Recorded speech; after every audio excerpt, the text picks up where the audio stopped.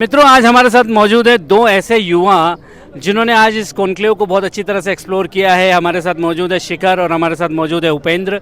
समझते हैं कि कितना जो रीजनल स्तर पर हुआ है रीवा के लिए कितना महत्वपूर्ण है, और मैं समझता हूँ एक युवा से ज़्यादा इसको कोई अच्छी तरह से एक्सप्लेन नहीं कर सकता। तो शिखर जी, क्या समझते हैं जो रीजनल लेवल पे ये कॉन्क्लेव हो रही है, पहले बड़े लेवल पे होती थी, बड़े लोगों को अपॉर्चुनिटीज़ मिल जाती थी, तो आप कितना अच्छा समझते हैं रीजनल को, और प्लस रीवा के लिए कितना महत्वपूर्ण है? नमस्कार सर। सर, ऐसी बात है कि जैसे ये रीजनल लेवल पे हो रहा है, तो इससे सबसे अच्छी बात ये है कि जो रीवा के लोकल लोग हैं, जो कि यहाँ से बाहर जाते हैं, कई बार दिल्ली जाते हैं, बॉम्बे जाते हैं, छोटे छोटे रोज़गार की तलाश में, वहाँ भी 15,000 20,000 की जॉब करते हैं, और जो उनके रहने का तरीका होता है वो भी बहुत अच्छा नहीं होता। क्वालिटी ऑफ लिविंग उनकी डिटोरिएट होती रहती है हर दूसरे दिन।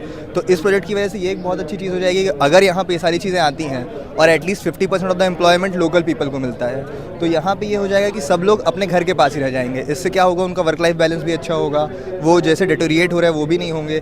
लेकिन इसके लिए ज़रूरी ये है कि यहाँ के जो लोग हैं उनको स्किल्स भी उस टाइप से दी जाएँ ताकि वो एम्प्लॉयबल भी हों। ऐसा ना हो कि 50% ऑफ ऐसा मतलब ज़बरदस्ती का हो जाए कि 50% उनको देना ही पड़ेगा, इसलिए उनको मतलब लेना ही पड़े, बट वो एम्प्लॉयबल रहें। इससे क्या होगा, उनका वर्क लाइफ बैलेंस भी अच्छा होगा, और हर कोई सर हैप्पीनेस इंडेक्स में आगे ही आना चाहता है ताकि इससे वो लोग खुश भी रहें। तो कहने का मतलब आपका ये है कि इस वर्किंग अपॉर्चुनिटीज़ के साथ साथ उनकी स्किल्स डेवलपमेंट पर भी ध्यान दिया जाना चाहिए, है ना? आप ये कहना चाहते हैं। हमारे साथ मौजूद है उपेंद्र जी। उपेंद्र जी, शायद 2 से 3 दिन पहले यहाँ पर एयरपोर्ट का भी उद्घाटन हुआ है और साथ में रीजनल कॉन्क्लेव भी हो रही है, तो आप क्या समझते हैं डबल गिफ्ट जो रीवा को मिला है कितना महत्वपूर्ण है रीवा वालों के लिए? सर, बहुत महत्वपूर्ण है। जो नई गवर्नमेंट आई है उसने बहुत फोकस दिया है रीवा को।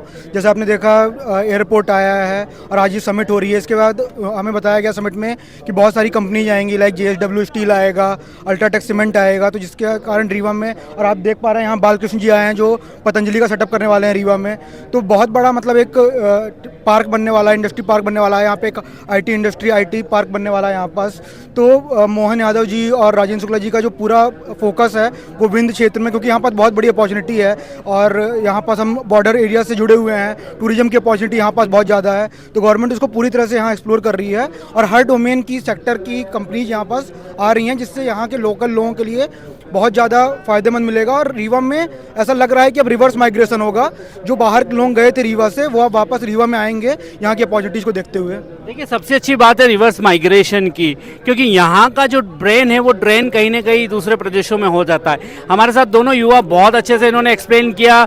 हमारे साथ मौजूद थे शिखर और उपेंद्र, जिन्होंने वाकई में यहाँ की जो कोर प्रॉब्लम्स को किस तरह से सॉल्व होगी, आगे रख के कैसा फ्यूचर रहेगा, हमारे साथ बने रहे थे। बहुत बहुत धन्यवाद उपेंद्र जी, बहुत बहुत धन्यवाद शिखर जी, आपका आपने समय दिया हमें।